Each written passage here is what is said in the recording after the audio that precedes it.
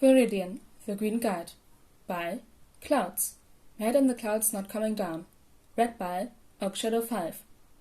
Chapter 29. Change. Summary. Izuku gets his cast off. Katsuki does some self-reflection. Izuku couldn't help flinching slightly as the doctor took a literal power saw to his cast. He was fully capable of running at a villain with nothing but a soup can and a pair of sticks with no problem, but he was scared of a doctor who wasn't even trying to hurt him? What was up with that? Maybe it had something to do with adrenaline? Did people become less afraid during life-threatening situations so they didn't shut down? It only took a few minutes for the doctor to finish cutting off the cast. "Alright, Midorius, you should be good to go. Just be careful in the future, because I don't want to see you back here, okay?" "You really hate me that much?" Izuku couldn't help giggling. "Doctors show their care by sincerely wishing they never see you again," the doctor said dryly. "If a doctor is excited for the next time you end up in their office, find a new doctor." "Come on, Izuku," Mom smiled. "Let's go." "Wait." Izuku bit his lip. "Could I keep my cast?" The doctor looked mildly surprised, but handed it over without any questions and opened the door for them to leave. "Thank you." Izuku smiled and gave a little wave. He and Mom made their way back through the waiting room, and Izuku couldn't hold back a little sigh of relief as soon as they got outside.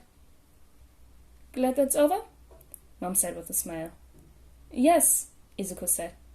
"I'm so excited to have full use of both arms again." He was mostly excited because he would finally be able to be a vigilante again.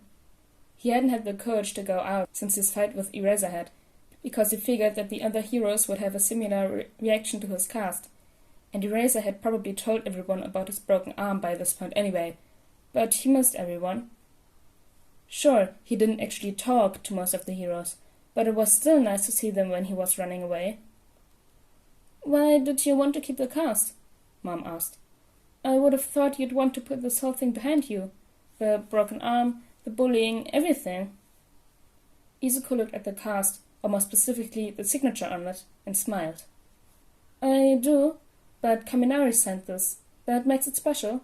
And if I hadn't broken my arm, I wouldn't have ever thought to try online school, so...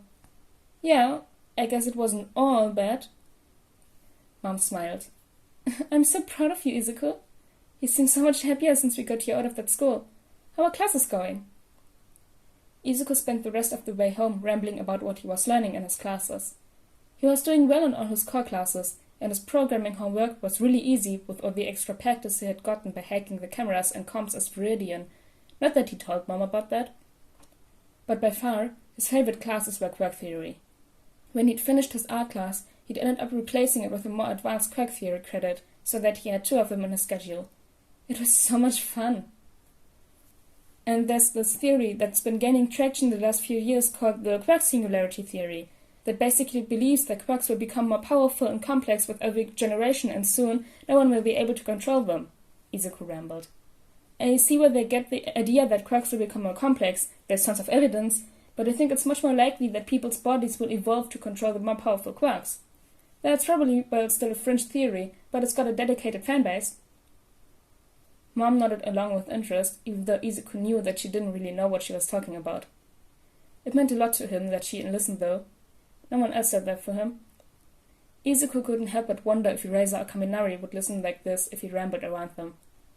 He knew it was probably too much to hope for, but it would be nice. "Hey, Bakugo!" Ogawa waved as Katsuki walked in with the water jug. "You should sit with us today, unless you're too scared or something." Katsuki wasn't a coward. Or, okay, maybe he was, but he wasn't about to let Ogawa get away with calling him one. "What did you say, asshole? I'm not scared of some shitty extras like you." "Perfect!" Pigtails gestured to a chair next to her. "This is your seat." Katsuki huffed and dropped heavily onto the offered chair, crossing his arms in a way that he hoped meant, "Don't talk to me if you want to live." Unfortunately, something must have gotten lost in translation, because those stupid extras kept bothering him.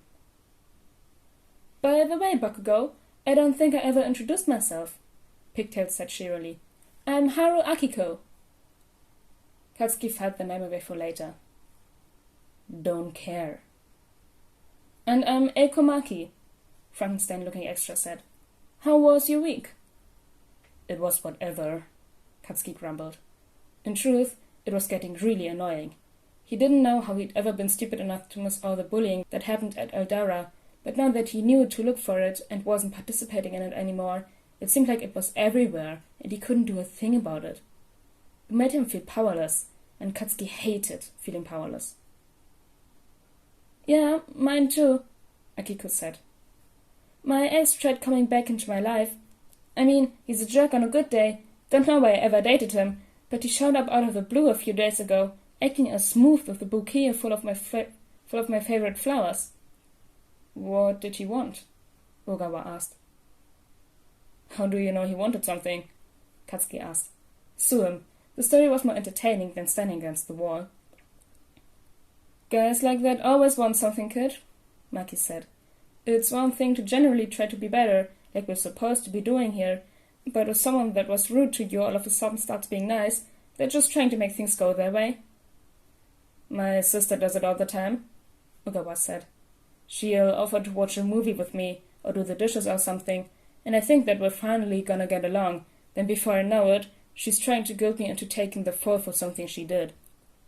As soon as a manipulator gets what they want, they go right back to being an asshole. Katsuki thought about it for a minute. Yeah, some of his teachers were like that with bullied students. He'd noticed it once, when his history teacher had given a kid a higher grade on an assignment, as long as they didn't report the huge burn Katsuki had put on the kid's arm. At the time, he just thought the teacher was looking out for him, but he knew better now. So, what did the guy want? Wanted me to break a safe he'd stolen? Akiko gestured to her pigtails, and Katsuki noticed that were spinning like drills. My quirk is called hair drill. Basically, I can harden and rotate my hair to the point where I can puncture almost anything, even metal. Super useful for getting into things. Which is how I ended up here. Katsuki nodded along, wondering what Deku would think of that quirk. He'd probably start muttering immediately and write all sorts of gibberish in his notebook. Katsuki shut down the train of thought. He couldn't think about Deku right now, about how the nerd had actually transferred to schools because of how Katsuki had treated him. There was no point in thinking about it, because he wasn't ever going to see Deku again. At least, not unless he ever got the balls to apologize. That sucks, Ogawa said. At least you said no, right? It was hard, Akiko grimaced. As soon as I saw him at the door with the bright pink bouquet, I thought, oh, he even remembered my favorite color, and I had to remind myself of all the ways he'd hurt me, even though he was acting so sweet that it made me think of all the reasons I'd fallen for him in the first place. He sounds like a dick, Katsuki said. Yeah, he kinda is, Akiko laughed. But hey, if I knew that all I had to do to get you out of your shell was talk about my ex, I would have done that earlier. Katsuki scowled. Shut up, pigtail bitch. The three had the audacity to laugh at that, but thankfully he was saved by Amplifier starting the meeting.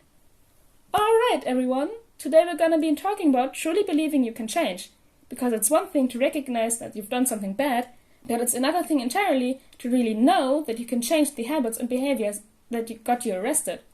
That confidence is important, though. Why do you think that is? One of the villains raised their hand. If we don't actually think it's gonna do anything, we're not gonna put in the effort to change. Exactly. Amplifier smiled and kept talking, but Katsuki ended up lost in his own thoughts. Did he actually believe he could become a better person? That was the whole reason he was here, right? He wouldn't have volunteered for this sappy shit if he didn't actually think it would help. But then again, he'd always believed he was the best, and look where that landed him. These villain extras might have made some bad decisions, but they didn't seem like bad people, not like Katsuki was. He was knocked out of his thoughts by Ogawa elbowing him in the ribs and looking at him in curiosity and concern. Katsuki responded by glaring at him, but decided he'd better actually listen to what Amplifier was saying if he didn't want to be bothered again. We're gonna do a partner exercise for this, she said. So turn to the person next to you. You don't have to say anything, but just think for a minute. Do you think that your partner is capable of becoming a better person? Katsuki rolled his eyes, but turned to Ogawa, who was looking at him intensely, probably deciding that he was a lost cause. Wasn't the point of this lesson to believe in himself? Of course Ogawa could change. That wasn't even a question. The guy may have made some stupid decisions and stolen some shit, but he was trying to be better and he wanted to turn his life around. He was a nice guy, so Katsuki didn't have any doubt that after the stupid program was over and his arrest record was wiped, Ogawa would go straight to being an upstanding citizen, unlike Katsuki, who would always be a stupid bully. Alright! Amplifier activated her quirk momentarily, so she could speak loudly enough to catch all of their attention. So, you might be wondering why I had you do that. After all, believing in someone else's potential isn't going to help you, right? Well, yes and no. The fact is that it's often a lot easier to have patience and compassion towards someone else than it is to have it toward yourself. You and your partner aren't so different, and if they can change, you can too. And now you have someone who believes in your potential. Go ahead and talk to your partner for a minute about what that exercise was like for you. Ogawa laughed. Man, did she just trick us into believing in ourselves? What the fuck? Katsuki was feeling slightly.